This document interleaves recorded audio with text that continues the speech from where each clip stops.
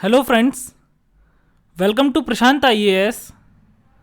So friends, in the last class, we have discussed about Government of India Act 1909, Government of India Act 1919 and Government of India Act 1935. And from this class, we will continue our discussion with Indian Independence Act 1947. So friends, let's see what were the provisions of Indian Independence Act 1947. So first of all, the act provided for the creation of two independent states, India and Pakistan, from 15th of August 1947. Now what does it mean? So friends, earlier what was the scene? That Pakistan was a part of India. Okay, Pakistan was not a separate state. Pakistan was a part of India. But now, as per Mountbatten Plan, Pakistan was separated from India. So now India was a separate country and Pakistan was a separate country. Okay, so now Pakistan was separated from India. Now friends, what is this Mountbatten Plan?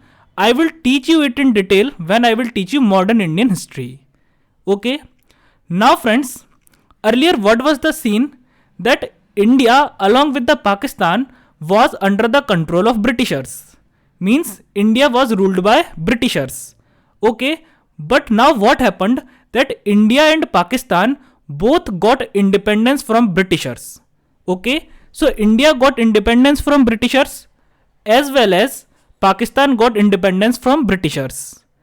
It means that now India was no more under the control of Britishers. Okay, Pakistan was also no more in the control of Britishers. Okay, now friends, what was its second provision? So after August 15, 1947, the British government was not to control the states or the provinces. Now what does it mean? So friends, I have told you that there were many provinces in the British Indian government during the rule of British Indian government. For example, Bengal was a province, Bihar was a province, Madras, Bombay, Agra. So these were the provinces which were directly controlled or directly ruled by the British Indian government. Okay, but now British government had no right over these provinces. Now British government had no control over these provinces. Or we can say that these provinces got independence from the Britishers. Okay, and the rule of these provinces was transferred to the hand of Indian leaders. Okay, so now these provinces got independence from the rule of Britishers. Now British government had no power to control those provinces and the rule of those provinces was transferred to the hands of Indian leaders. For example, the leaders of Congress, the leaders of Muslim League. Okay, now friends, what was its third provision? So the authority of British Crown over the princely states ceased and they were free to join either India or Pakistan or remain independent. Now what does it mean? So friends, I have told you in the previous classes that there were many princely states. For example, Kashmir was a princely state, Hyderabad was a princely state. So these princely states were free. They were sovereign for their internal matters. For example, policing, tax collection, agriculture. But they were not free. They were not sovereign in their external matters. They were under British government. Okay, they were under the British government for their external matters. So they were not sovereign. Okay, for example, if they had to declare a war, first of all, they had to take permissions from Viceroy. If they had to declare a treaty, first of all, they had to take permission from Viceroy. But now what happened? That these princely states also got independence from the British rule. Means now they were no more dependent on the Britishers for their external matters. Means now these princely states also became sovereign in their external matters also. So earlier they were sovereign in their internal matters only. But now they were sovereign in their external matters also. So princely states also got independence from the British rule in their external matters. Means, for example, now if they had to declare a war, so they could declare war in their own discretion. Now, if they had to declare a treaty with any other state, they could do so with their own discretion. There was no need to take permission from anyone else. Why? Because now they were externally sovereign. Now they were no more under the control of British government. Okay. Now friends, these princely states were left free to join either India or Pakistan or remain independent. Means it was up to their discretion that whether they want to join India or they want to join Pakistan or they want to remain independent. Okay. Now friends, what was its next provision? So each state was to have a governor general who was to be appointed by the king. Now what does it mean?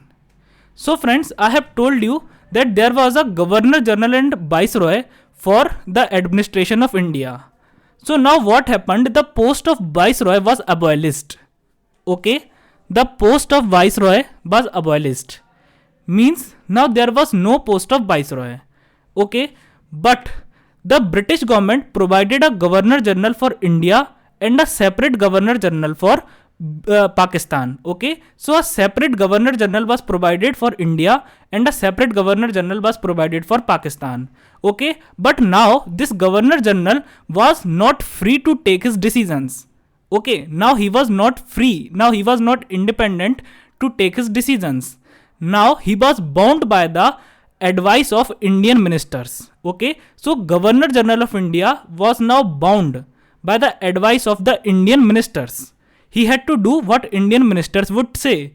Similarly, the Governor General of Pakistan was bound by the advice of Pakistani ministers. So the Governor General of Pakistan was duty bound to do what the ministers of Pakistan would say. Okay, and friends, this post was made in order to make the governance easier. The post of Governor General was made so that he could help the Indians in administration, so that he could help the Pakistanis in their administration. Why? Because India was a new state and Pakistan was also a new state. Okay, so his role was to help the Indian ministers in their administration. Okay, and friends, later on the post of Governor General was also abolished. Means the Governor General of India, this post was also abolished, and Governor General of Pakistan, this post was also abolished. Okay, now what was its next provision? So friends, the constituent assemblies of both the states were free to make constitutions for their respective countries. Now what does it mean? So friends, there was a separate constituent assembly for India and a separate constituent assembly for Pakistan. And what is a constituent assembly? So constituent assembly is the body which is made to make the constitution. Means, what is the function of constituent assembly? The function of constituent assembly is to make the constitution. Okay, so there was a separate constituent assembly for India and a separate constituent assembly for Pakistan. And these constituent assemblies were free, means they were independent. They were sovereign. These constituent assemblies were independent to make their constitutions. So the Constituent Assembly of India made the constitution for India, and the Constituent Assembly of Pakistan made the constitution for Pakistan. Now, what was its next provision? So friends, for the time being, till the new constitutions were framed, each of the state and the provinces were to be governed by the Government of India Act 1935. Now what does it mean? So friends, in the last class, I have taught you about the Government of India Act 1935. And Government of India Act 1935 was a very detailed act. It was just like a mini constitution. It had 321 sections. So it was a very detailed act. Okay, so according to Indian Independence Act 1947, until new constitutions are made, because constituent assemblies were made to make the constitution, but constitution making is a time consuming process. Okay, constitution making is a time consuming process. It can't be made in a day. Okay, it cannot be made in a day. So it is a time consuming process.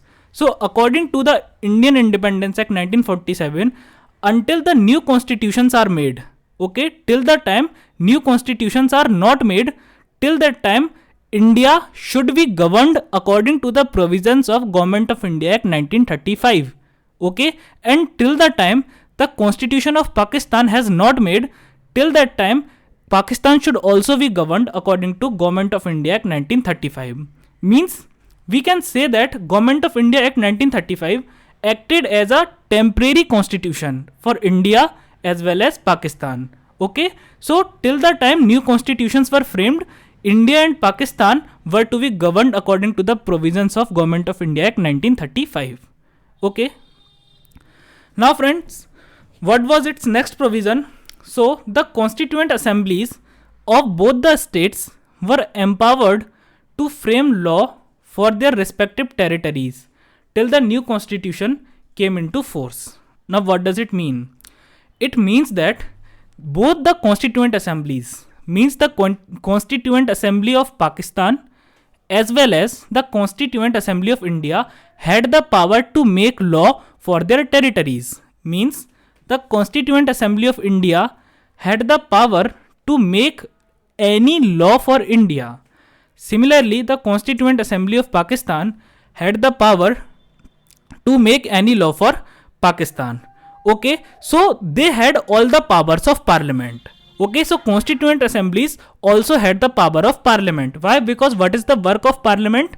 The work of parliament is to make laws. Okay, and both of these constituent assemblies had these powers, means the power to make law, till the time new constitutions come into force. Okay, so they had these powers till the time new constitutions come into force. Okay, now friends, what was its next provision?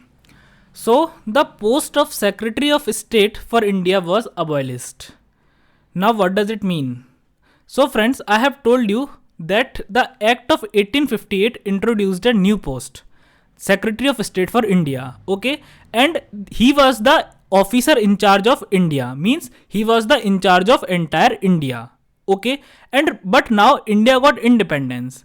So there was no need of that post. So the post of Secretary of State for India was now abolished. Okay, and in place of Secretary of State for India, a new post was made. Okay, and the name of that post was Secretary of State for Commonwealth Affairs. Okay, so a new post was made and the name of that post was Secretary of State for Commonwealth Affairs. Okay, now what does it mean? It means that his main function was to deal with all the countries which were earlier the colonies of Britain, or which are the colonies of Britain. Okay, so his work was to deal with all those countries which were earlier the colonies of Britain or which are presently the colonies of Britain. For example, India was the colony of Britain. Okay, so India is a Commonwealth country. So his work was to deal with India. His work was to do negotiation with Indian government. Okay. Now friends, what was its next provision? So those civil servants who had been appointed before 15th August 1947 will continue in service with same privileges. Okay, so now what does it mean? So it means that before 15th August 1947, means before the independence of India and before the independence of Pakistan, okay, many civil servants were appointed by the British government. Okay, many British civil servants, for example, ICS officers, civil servants of provinces, they were appointed by the British government and they were given many special privileges.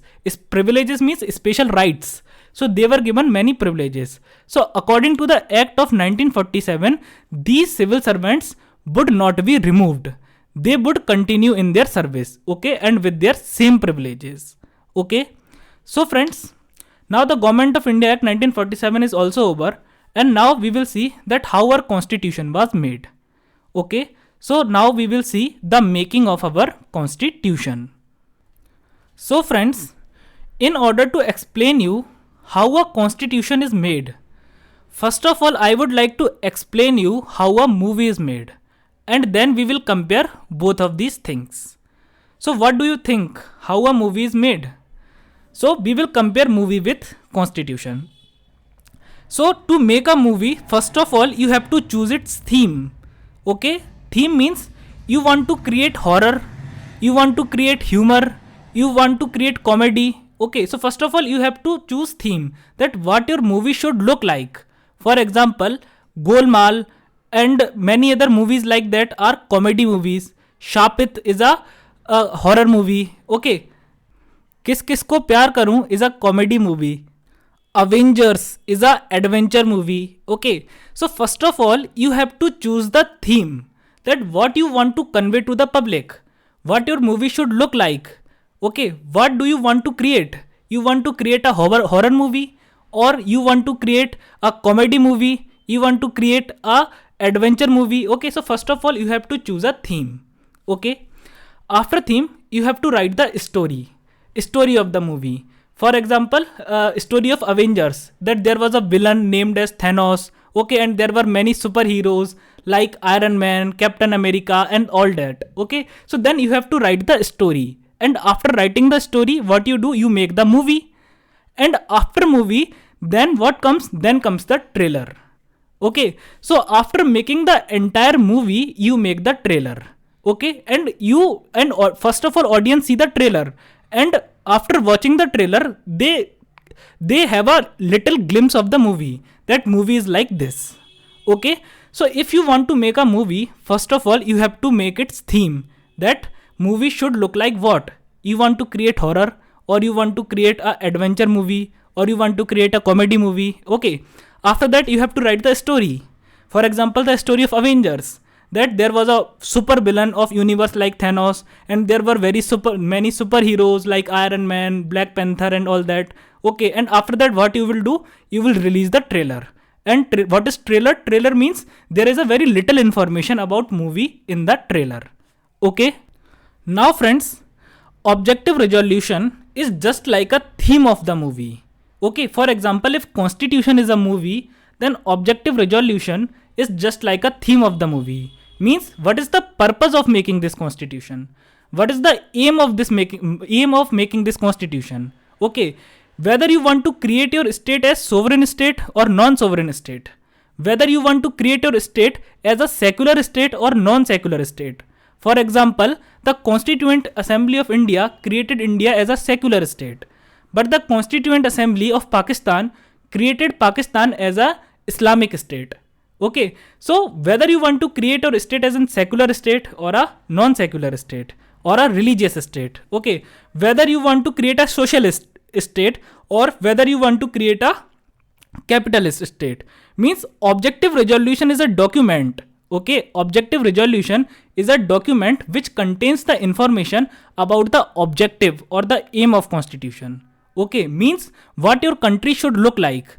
Your country will be sovereign or non-sovereign. Your country will be secular or religious. Your country will be socialist or capitalist. Okay, so what is objective resolution? Objective resolution is just like the theme of a movie. Means you want which type of state do you want to create. Okay, so objective resolution is a document which contains the information about the aim of constitution, objective of constitution. Okay, means what type of state do you want to create. Okay, now after objective resolution, then you write the story. Okay, so similarly, after deciding the theme of the movie, you write the story of the movie. Similarly, then you write the entire constitution. So after the objective resolution of the Indian constitution was decided, then the entire constitution was crafted by the Constituent Assembly. Means entire constitution was made by or written by the Constituent Assembly. Okay, and friends, just like a movie, so after the making of the movie is completed, the trailer is released. Okay, so what is trailer? Trailer means trailer has a very little information about movie, so that you can judge that whether we should watch the movie or not. Okay, similarly, preamble is a trailer of the constitution. So what is preamble? Preamble is a trailer of the constitution. So by reading the preamble of a country, by reading the preamble of a constitution, you can get an idea about the constitution. For example, if you will read the preamble of India, okay, if you will read the preamble of Indian constitution, then you will come to know that India is a secular state, India is a sovereign state, India is a democratic republic state. Okay, India is a socialist state. Okay, and you will also come to know that in India people have rights, people have equality, there is fraternity. Okay, so by reading the preamble of a constitution, you can judge the constitution. You can get a little idea about the constitution, that what this constitution actually looks like. Okay, for example, after watching the trailer of Avengers, you must have guessed that in this movie Thanos will be killed. Okay, so after watching the trailer of a movie, you can guess that what this movie should look like. Okay, similarly, after reading the preamble of a constitution, you can guess that this constitution must look like this. For example, after reading the preamble of India, you can say that Indian constitution is a secular constitution, Indian constitution is a democratic constitution. Okay, now friends, in order to make a constitution, constituent assembly is needed. Okay, so now what is this constituent assembly? Now constituent assembly is the body which is made to form the constitution. Okay, so constituent assembly is just like a body. Okay, it has many members in it. Okay, and the function of this constituent assembly is to make the constitution. Now friends, the Constituent Assembly of India was made under Cabinet Mission Plan 1946. Okay, the Constituent Assembly of India was made under Cabinet Mission Plan 1946. Now, this can be asked as a question in your prelims also. But what is Cabinet Mission Plan? I will teach you it in detail when I will teach you modern Indian history, because it is a part of history and here it is not relevant for us. Okay, but here you should remember that the Constituent Assembly of India was made under Cabinet Mission Plan 1946. Now friends, initially there were 389 members in the Constituent Assembly. Okay, now what does it mean? It means that when Constituent Assembly was made under this Cabinet Mission Plan, then there were 389 members in this Constituent Assembly, and these members were grouped into three categories: Sikh members, Muslim category and general category. So only the people of Sikh community were allowed under Sikh category, the people of Muslim community were allowed under Muslim category. Okay, and in general category, the people of all other religions, communities, okay, backgrounds were allowed. For example, Hindus, Jain, Buddhist, Anglo-Indians, okay, these all were allowed in the general category. Now friends, these 389 members were divided into two parts, okay, or we can say they were elected on two bases.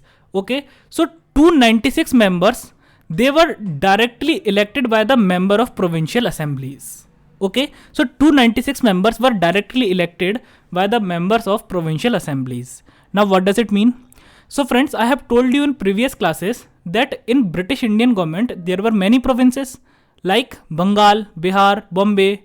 Okay, so and there were legislative assemblies in these provinces, and the work of these provincial legislative assemblies was to make law for the provinces. Okay, so now these 296 members were elected by the members of provincial legislative assemblies. Okay, these 296 members were elected by the members of provincial legislative assemblies. Okay, now friends, I have also told you that there were many princely states. For example, Hyderabad was a princely state, Junagadh was a princely state. So there were many princely states also. Okay, now friends, what happened? That in the beginning, some princely states agreed to join India, and some princely states did not agree to join India. Okay, so those states who agreed to join India, they nominated their representatives in the Constituent Assembly.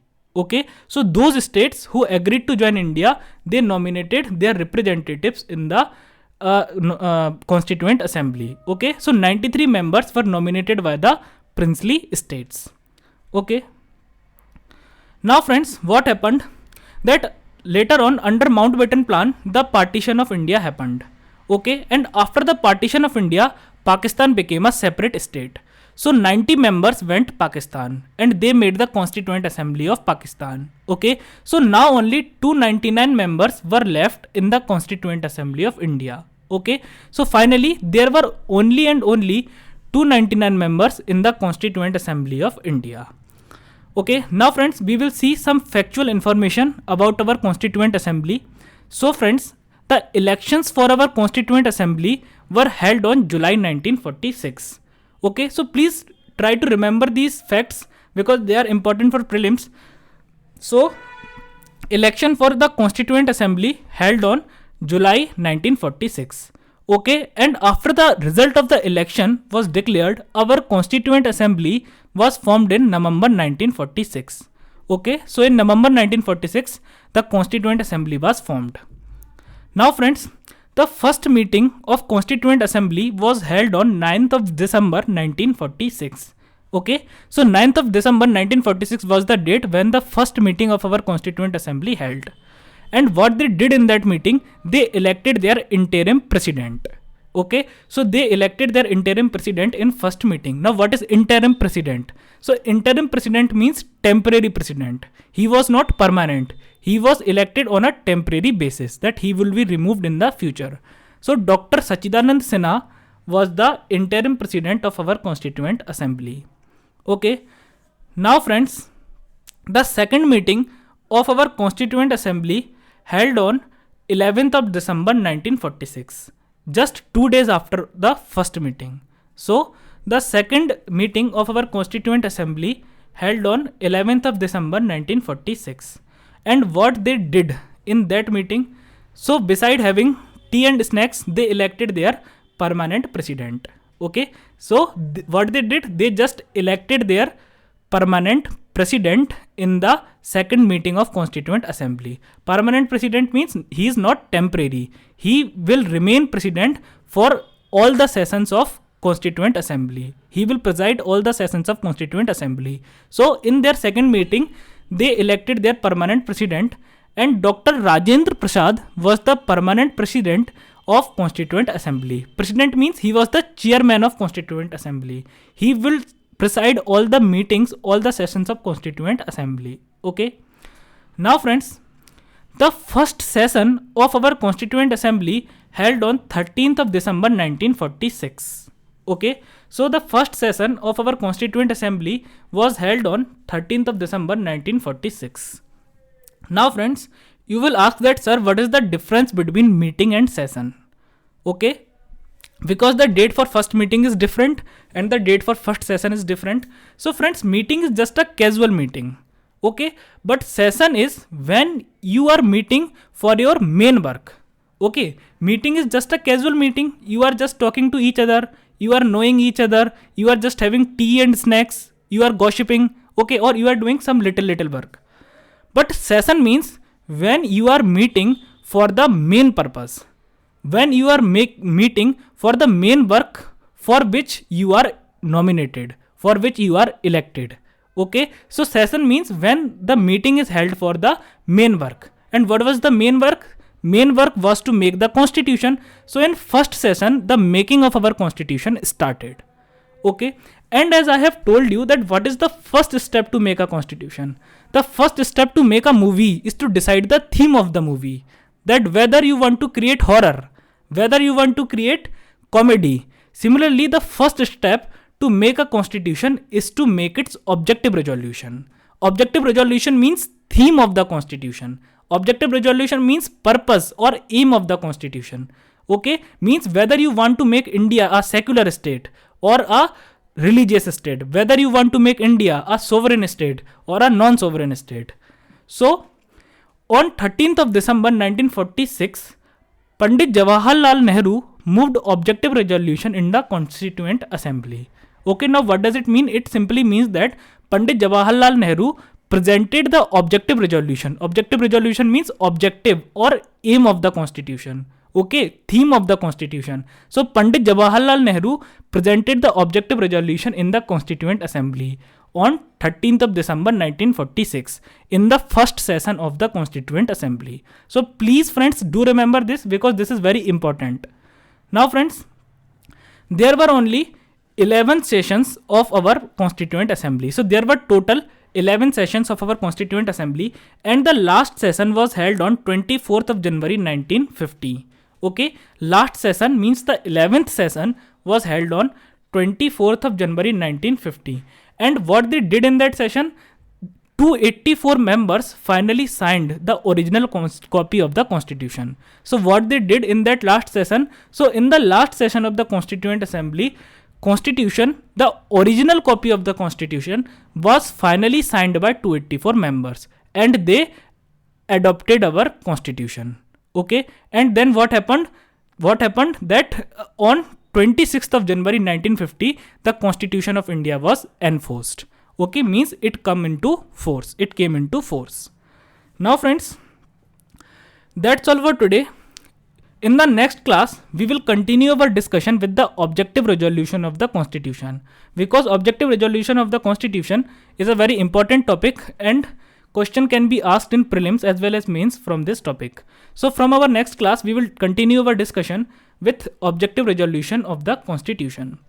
So friends, at last, I request you all to like the video, share, like the video, share, comment, subscribe to my channel, and please tell about this channel to all the people you know who are preparing for UPSC. Till then, take care of yourself. Thank you.